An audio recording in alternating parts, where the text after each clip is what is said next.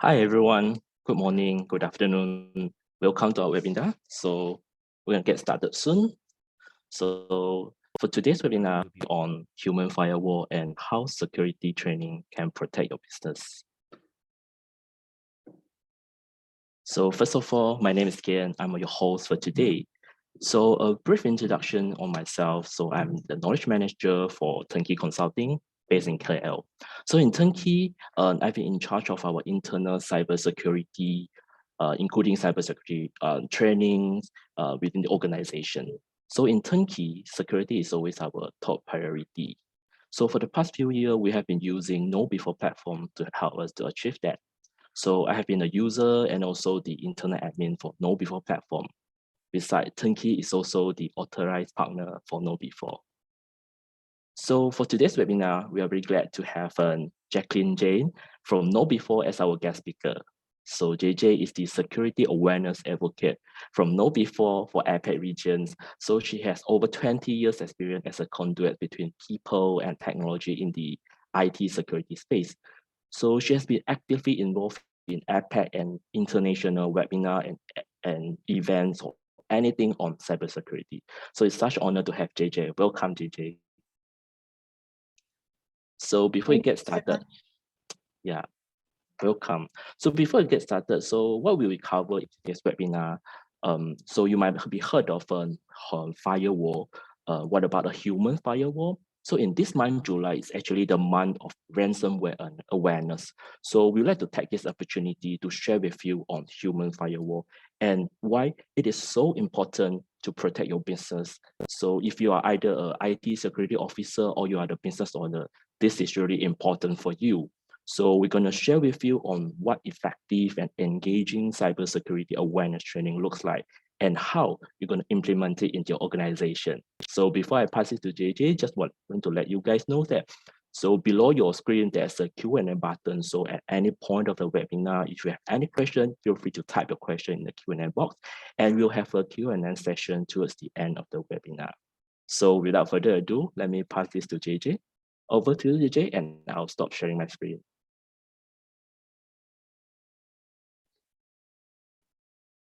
Fantastic, Ian. Thank you so very much. It's an honor to be here today and take you through this very interesting presentation on creating that human firewall and also how cybersecurity training can protect your business. So hopefully you can see my slides okay.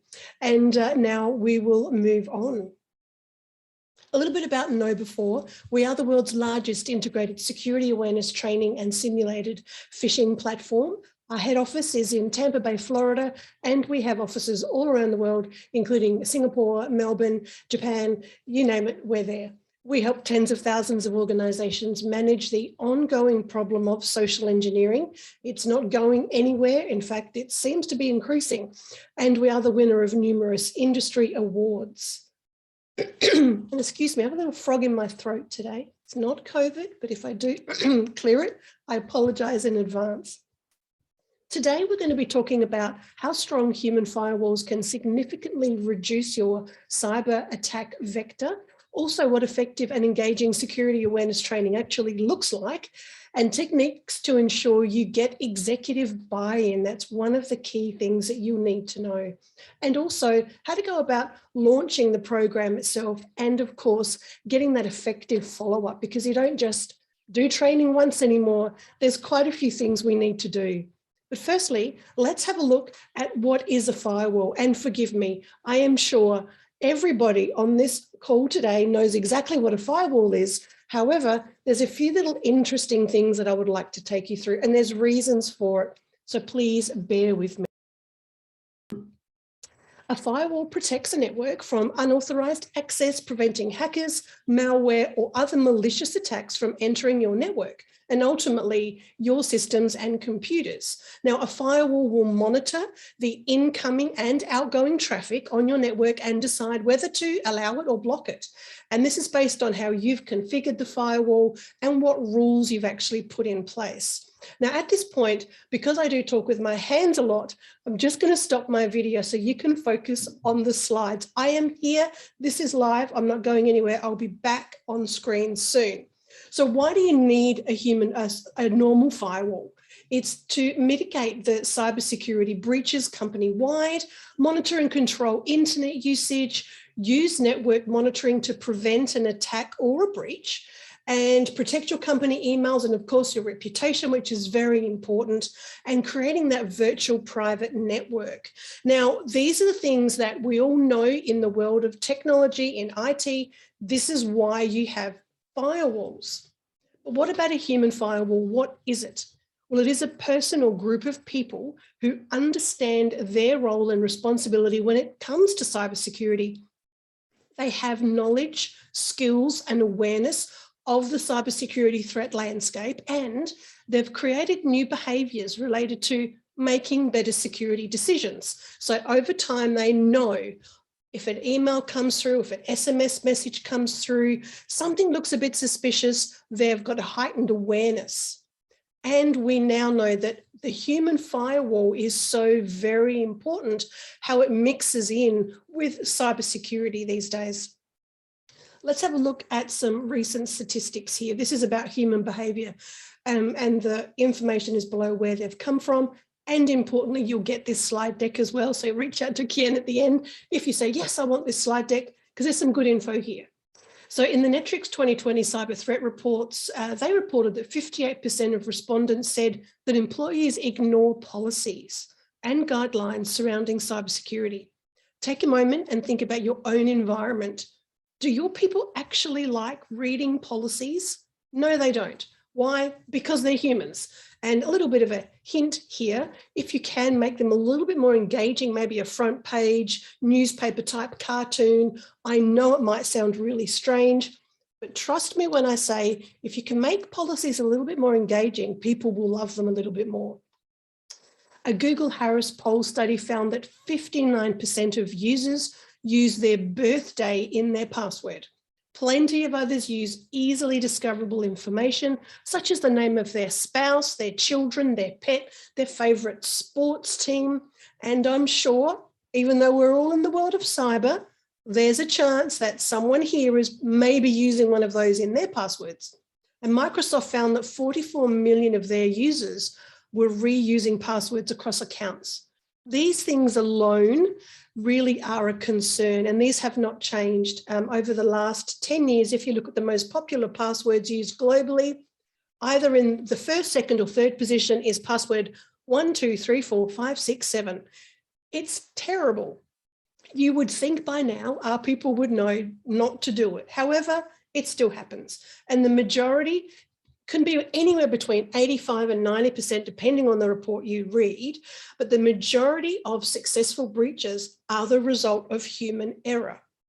And there's no doubt that we are not spending and investing that money into educating our humans, our users, our people, our employees, our volunteers, whatever you call them. People just don't know.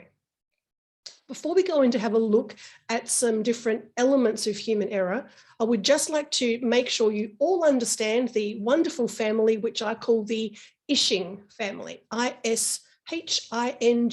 Firstly, you would have probably all heard of phishing, which is your malicious email targeted in bulk by millions of emails being sent out to anyone, any email address that the cyber criminals can get their hands on, hoping to lure individuals in providing either sensitive data or providing their passwords and login details, potentially opening attachments, just even replying alone can cause issues.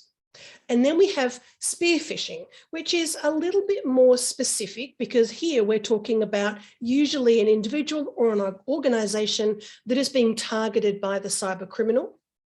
They'll do a bit more research here to personalize the attack to increase their chance of success. Same thing applies. They want that person to either open, reply, enter details, take them to a malicious website, whatever that might be. And then we have vishing, which is the voice version of phishing. So in voice phishing, this can be a live person or a recorded message making a call to the user. Now, because people are working remote and they can also be at the office, those calls could come on mobile phones or even on landlines, including at workplaces. Same purpose, gathering information, company information, whatever it might be. And then we have our friend smishing, which is the SMS version of phishing, a telephone-based text message that will come through, usually what we're seeing here, and it seems to be global, that the message can be, you missed a parcel, we couldn't deliver, you missed a voice message, please click here to hear it. And one that I've been getting a lot of, and it seems to be becoming more popular, is we've been capturing you from your webcam, please click here to see the recording. Now, curiosity is going to overwhelm most people and they will click. And unfortunately, if they do, they can be taken to malicious websites that can download software onto their mobile devices, which can then gather information, and the domino effect goes from there. And then we have one of the newest ones, the QR code phishing, some call quishing. Now, you would be familiar with QR codes. They've been around for years, my friends. However, in the recent, maybe even 12 months, they've probably become more popular. A lot of countries use them for QR code check-in purposes for COVID-19. And earlier this year in America for the Super Bowl, Coinbase did a SMS advertisement, a QR code phishing advertisement with just the QR code bouncing around the screen. 20 million people scanned that QR code in that 1 minute, which is extraordinary. So as we can see, our humans, our users, our people, this is one of the main things that they need to be aware of because of the amount they're being targeted every single day. Now, human error is not only the Ishing family, which is up the top in the green with a little star next to it. We have all of these other elements of human error that we need to do something about. By just saying don't click on things isn't enough. There's all these different areas. In the blue side is the non-technical areas, and on the green is the technical areas of human error that can take place leading to a cyber attack. Now you might say, how is that possible? But for example, do all your employees and people know about tailgating? Do they know what that is? Do your people in facilities understand the importance of training and educating everyone to not let someone into a building if they don't have a pass? Now, you think, well, what's that got to do with cybersecurity? We all know that if someone was able to do that and get into a building, they could easily either steal information or gain access to someone's system, which we don't want. So because, remember, the majority of successful breaches are due to human error, we need to find a way to educate our people. Now, why do people fall for these things? I often get asked this question. There's very high profile breaches and hacks. The fact that most of us in the world who are online know not to click on suspicious emails, don't open dodgy attachments, don't click on that link in that text, and the princes from Nigeria are not real. However, clever people still fall for this. And it's because it's the human condition. It's as complex as it is simple.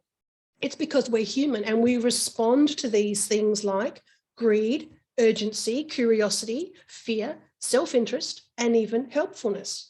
And cyber criminals know this, that they know what works for them. And they're extremely clever to evolve their craft and become more sophisticated in their ways of manipulating us.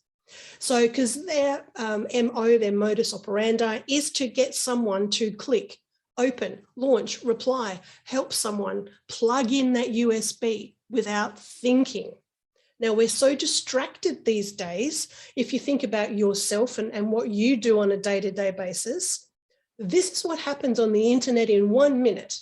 So this information has come from last year. I'm looking forward to this year's data. And yes, there is an increase that we see every single year. But in 1 minute, 1.4 million Facebook scrolls happen. 21.1 million text messages are sent. 197.6 million emails are sent in 1 minute. $1.6 million is spent online, and 5,000 TikTok downloads occur in 1 minute. So if we think about all of those emails, 197.6 million emails being sent in a minute, there will be malicious emails included in that. And it's our job to let everybody know that they need to be aware of them, and not just be aware, but what to look for, why to look for it, what could happen if they actually clicked. And now we kind of understand why, as humans, we are prone to these type of errors. Becoming a human firewall is critical. We need to have that increase of knowledge. People need to accept their role and responsibility in the world of cybersecurity.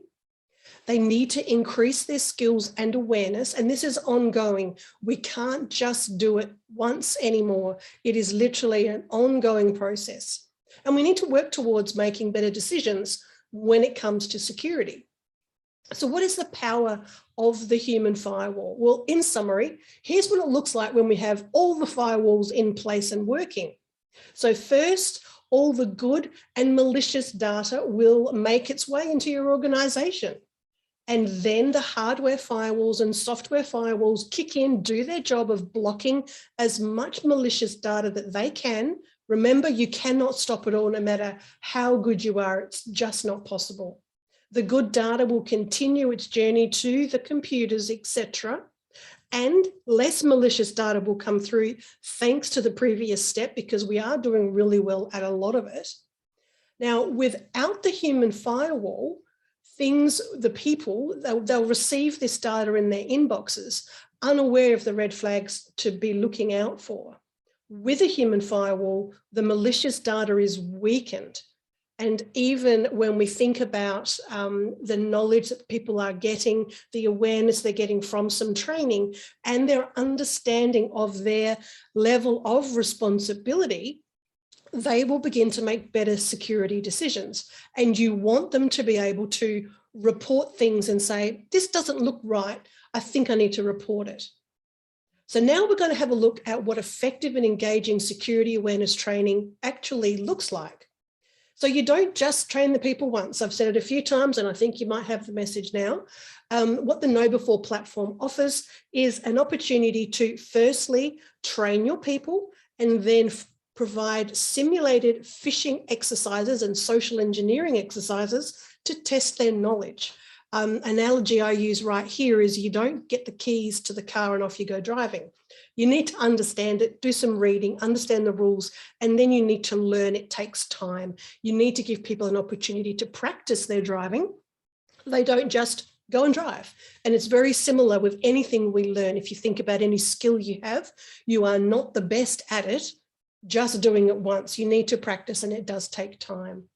And then you can start to see the results, because you want to know, where did we start? Where are we now? And where would we like to be? So with the Know Before platform, and this is literally hot off the press, my friends. So you're the first that I've presented this to, and probably globally, to be honest. Over to the right, you can see a graph of the study done with a data set of more than 9.5 million of our users, which benchmarks real world phishing, malicious emails, and those results. So what this shows is the average of pre-training, so people who have not yet been trained and not yet aware of all of the things happening. So an email is sent out through the platform. We can see that an average of 32.4% of people will click because they don't know. Introduce some training, some ongoing relevant and educational training that takes place every month, and it could just be 5 or 10 minutes. This does not need to be hours. It's important to do the ongoing part. This drops in 90 days, 3 months, down to 17.6% of people are clicking. So that is awesome. And even better than that, after 12 months of monthly training and opportunities for people to test their knowledge by sending simulated emails out to people and other ways to do social engineering as well through the platform, that drops to about 5%. So it does work. Often I will be asked, actually without fail, I will be asked, can we get to zero, that no one will ever click? The answer is no. And unfortunately, the reason for this is cyber attacks are relentless, increasing. They're developing in their sophistication. They're forever changing. Something new always appears. And the management of this ongoing problem is something that we need to do to reduce your risk. So something to think about for the analogy here is accidents and deaths on the road. No matter what we do, no matter what we say, no matter what programs our governments have, no matter how safely we will be on the road, accidents occur. So increasing awareness will drop that down, but it will never be zero. If we did nothing, it would be a lot worse. So this is that management of an ongoing situation. So now here's some key questions. How do we actually educate our people to understand their role in staying safe online? Because yes, great, we can train people, but they need to know why. Why can't we just say, don't click on stuff that you're not supposed to, and just make training compulsory and be done with it because of humans? And why do we need a combined approach? And what does that mean? How do we get everybody on board to actually do their training and understand why it's so important? Some observations before we get into the next part of some detailed information. Training people on cybersecurity once a year will not work. And if you've said, JJ, you've said that a few times. Yes, I have, because it won't. Changing behavior takes time and effort. Remember, you want people to be doing the right thing when you're not watching. And knowledge or awareness is no longer just enough. We need more here. People need to really buy in and lean into their responsibility. And there is a need to make cybersecurity personal to everyone for any real change to occur and for a culture of cybersecurity to develop. This is top-down buy-in. This is everybody understanding why we're doing these things. Because changing behavior is akin to integrity, where people do the right thing even though no one is watching. So in the next part, we're going to take a look at the techniques to ensure you can get executive buy-in and why that's so important, and how to actually launch the program and then continue it and follow it up. So let's have a look. What do we do? The steps to create a cybersecurity education awareness program to change behavior involves these three elements: research and preparation, which has the first part of executive buy-in, and then executive buy-in part 2, which is a little bit more in depth, and I'll talk about that. And the last part is launching a program and then that ongoing management. So there's a lot of information on the upcoming slides, my friends. You don't need to try and write it all down or screenshot. You will be able to get access to these slides and have a look at them and break them down a little bit more. And remember, if you have any questions while I'm going through this, either pop them in the chat or write them down yourself and pop them in after with the Q&A. Alrighty, here we go. Research and preparation. What does that involve? Well, the first thing is, why are you doing this? So you need to think about it as a project that will eventually move into BAU, business as usual.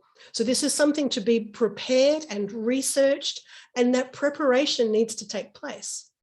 So what team do you want? It will be, if you're a big organization, do you want someone from every business unit? If you're a small organization, will one person do it for you? Or of course, you reach out to someone like Turnkey to have a chat with Ken and say, how do we do this?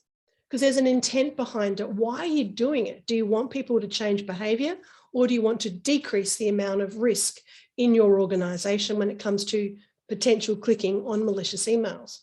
Do you have some objectives behind it? How will you know what works? What success metrics will you put in place? Do we need to know we want people to complete training? That's one part, but it really isn't enough.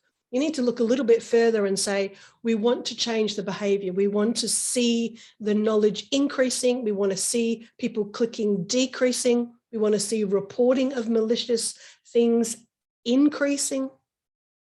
Are we going to get a security awareness training platform?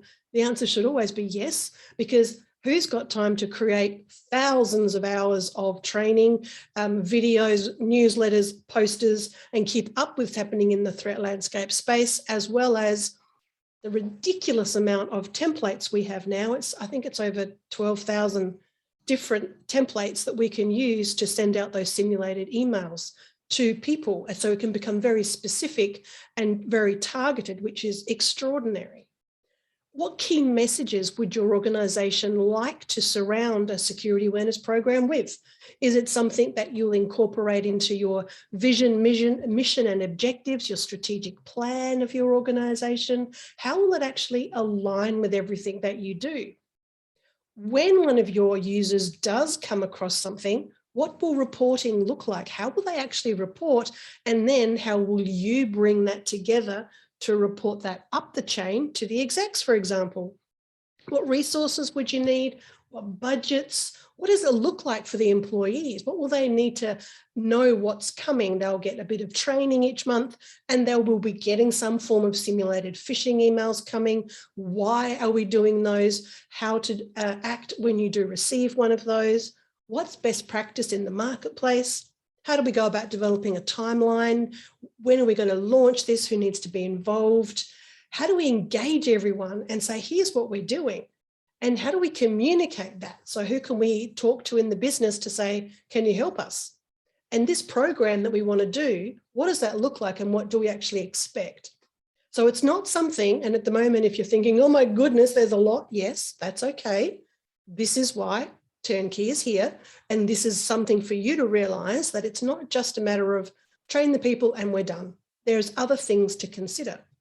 There's also, what about the people? So your employees, they need to understand why, the what's in it for them. Yes, you can incorporate some compliance and say, well, this is a non-negotiable. Everyone is doing it. That's great. But you will get better buy-in, more traction, and that behavior will change if they know what are the expectations.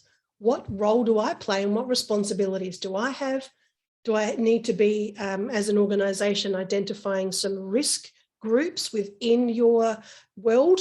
It could be people in finance or people in customer service. They might have a higher risk profile in your organization. Are there any existing KPIs, key performance indicators, that you might be able to link with something like your security program?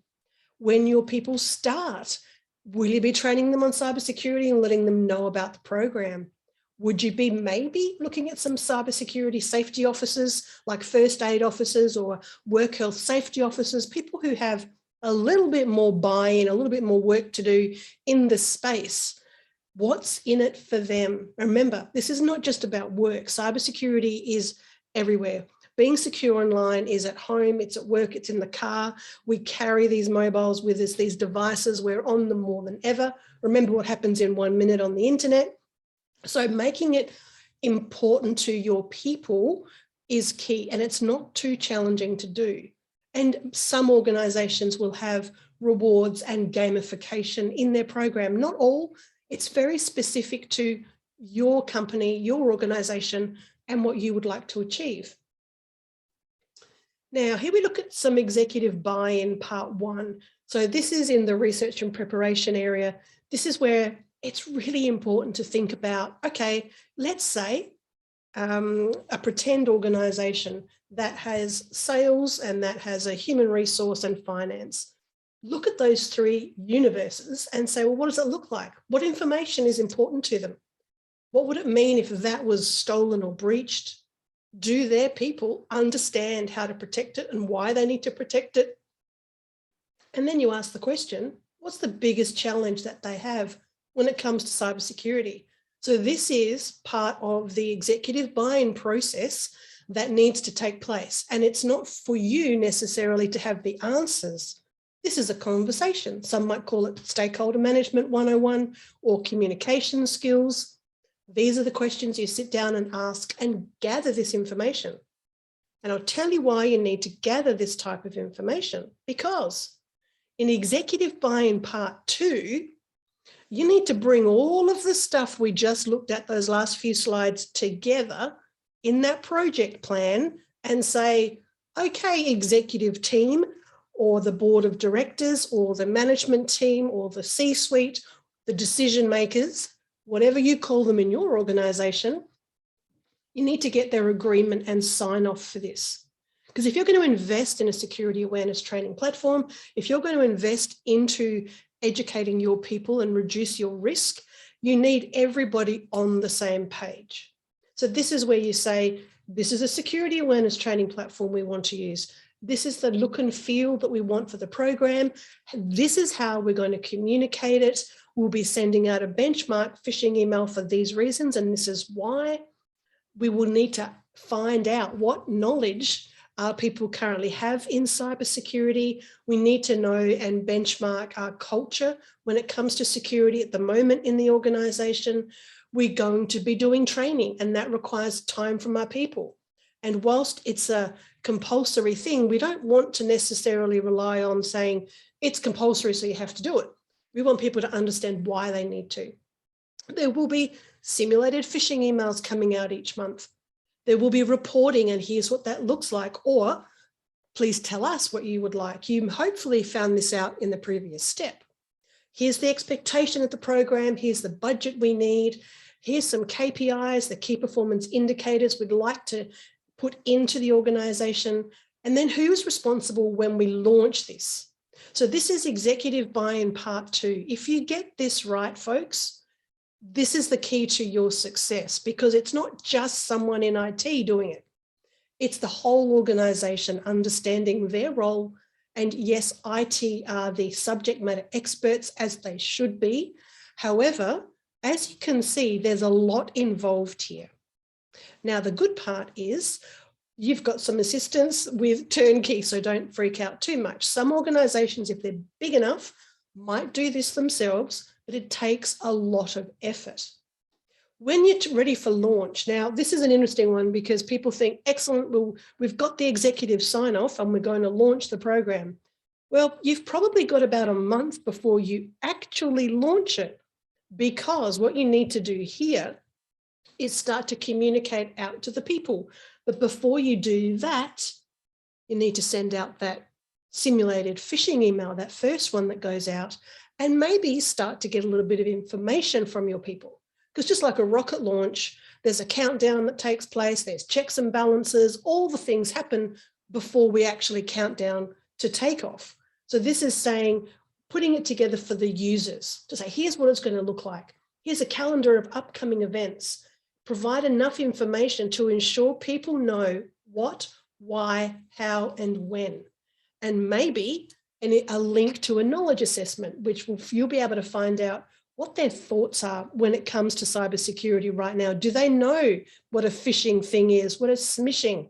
Do they know what vishing is? And do they believe that there could be a potential problem with QR code phishing?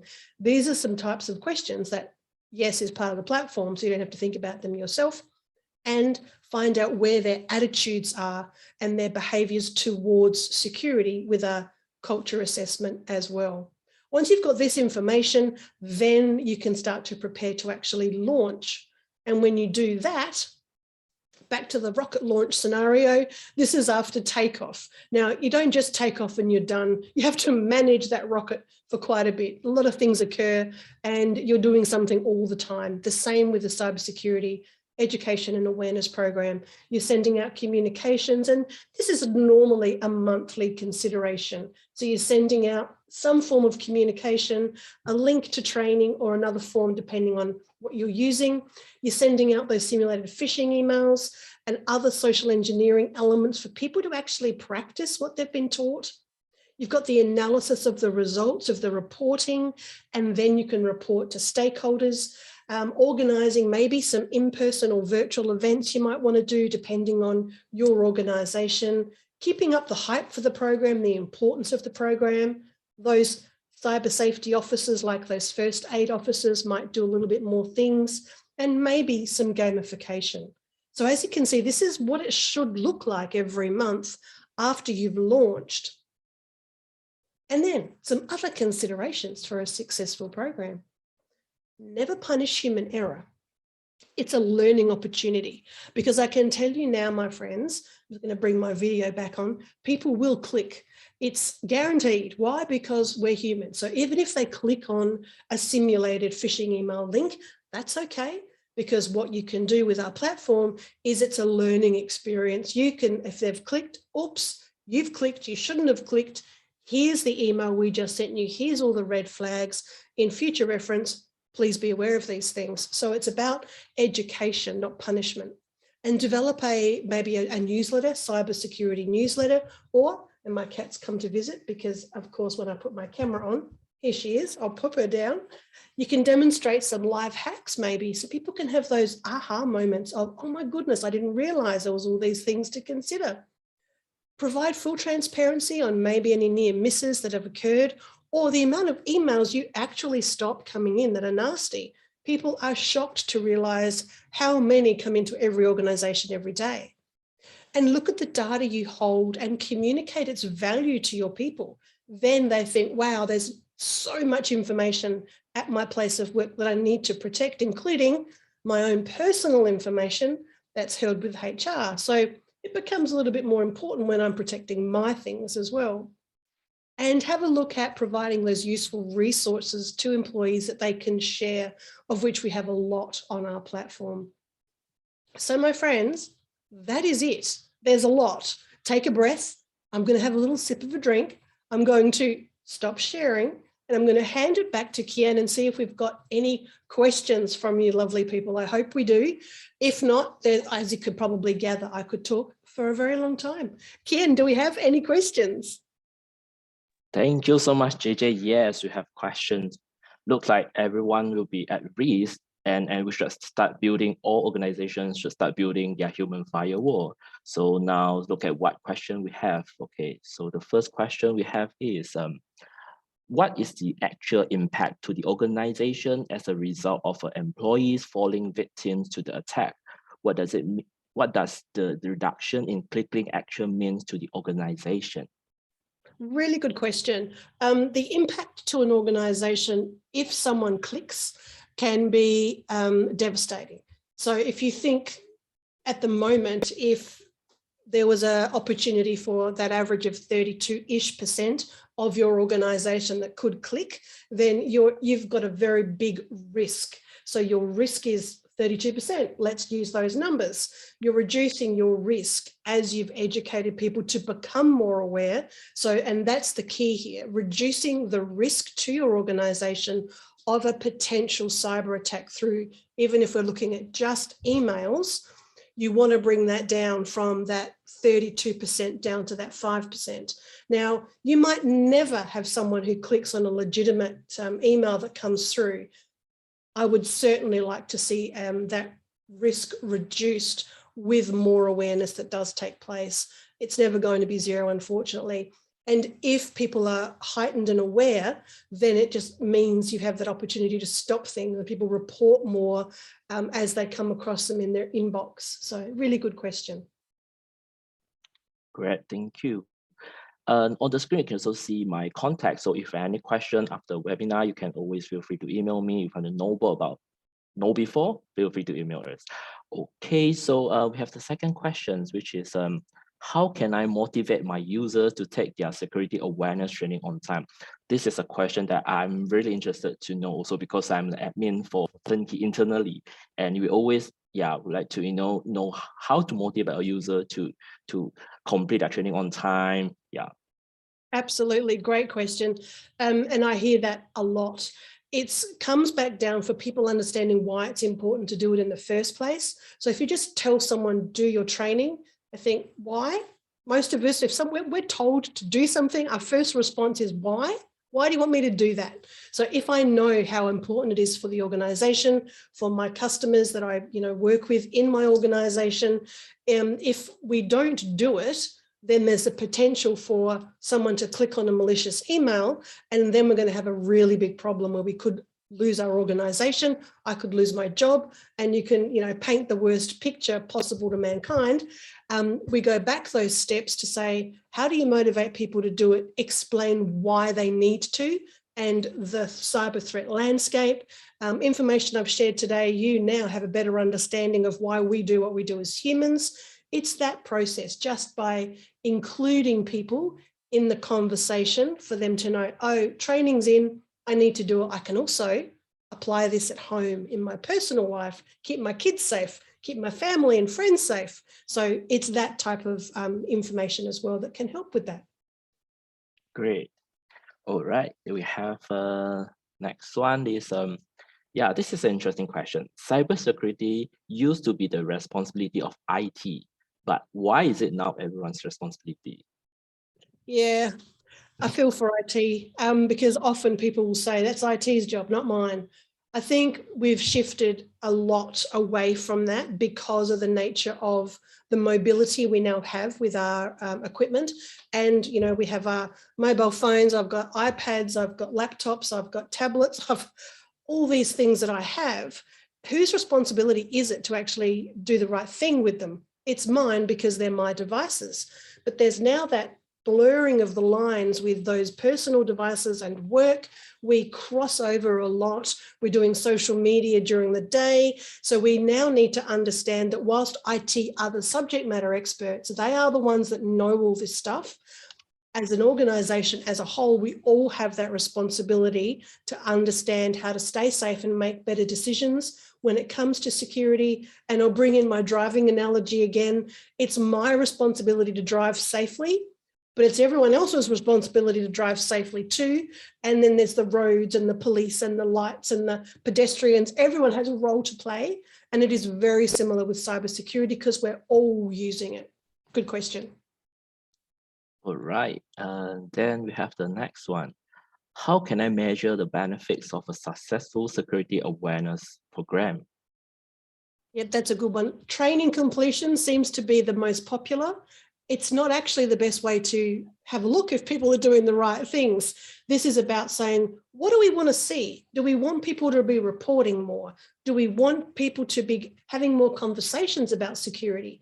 Do we want people to be able to think, hold on, I think I clicked and I shouldn't have.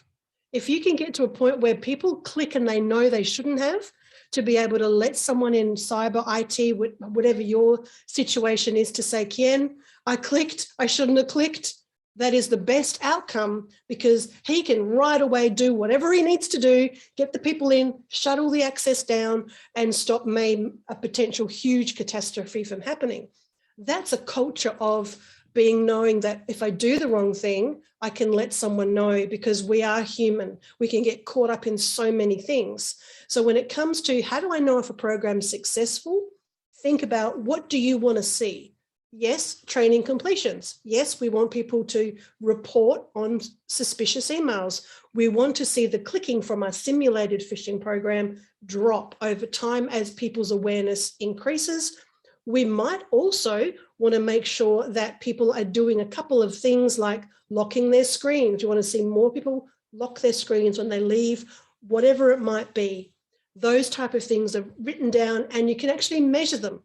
If there's some things you can't measure, but you need to be a little bit more aware of, like those conversations at the water cooler about cybersecurity, whatever those things might be, or the interest of people coming to events you might have in person at your workplace to talk about, you know, being safe on social media, which technically has nothing to do with work. However, it's increasing awareness and people think, oh yes, I need to know this. So there's a few different things you can do to help establish, is this working? All right.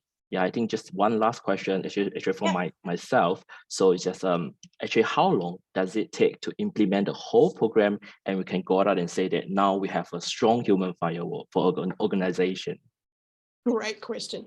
Okay, so something I've done in the past myself before I joined KnowBe4, so full transparency, I did this process. And what you've seen in this presentation is based on that. I spent 3 months in that first preparation stage of getting everything ready, doing the research, writing it all down, talking to every different business unit. So 2 or 3 months, that's ideal. Then at least a month after you've got executive buy-in to get it all ready to say, right, we're going to launch to the people, to the employees.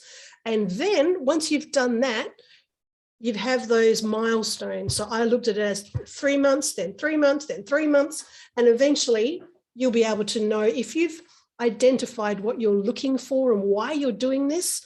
And you can say, we know that after 6 months or 12 months, if we've hit these things, we've created a culture of security when people are understanding, I've got to lock my computer when I leave. I've got to make sure things are away when they need to be. I'm reporting everything. Clicks are coming down. People are having more of a conversation with IT about, hey, this happened on my phone. What do I do?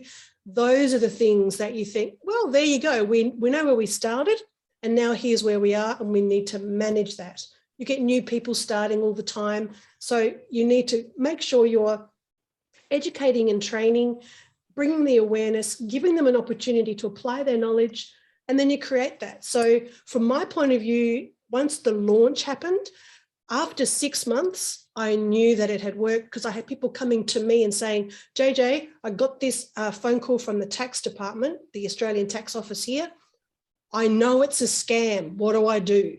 I knew then that we had hit that culture of security where it was really top of mind. So I hope that answers. It's a challenging one because everyone's thoughts of what a culture of security is. But if you do have some milestones along the way and follow the bouncing ball, within 6 or 12 months after launch, you will definitely see the risk needle move to the positive, so that you're decreasing your risk. All I hope right. that helps. That Yeah, answer the brilliant. question. Yes, definitely, because we got questions from client, like how long do I need to implement the whole thing? And it looks like, yeah, and it's a continuous effort. Okay, looks like we don't have any question at the moment. So yeah, thank you so much. Thank you so much, JJ, for your time, and thank you so much, everyone, for participating. So yeah, if you have any question, want to know about Know Before, kindly reach out to me to emails anytime. So yeah, thank you so much for today. Thank you, DJ. Thanks, everyone. Have a good day. Thank Bye. you.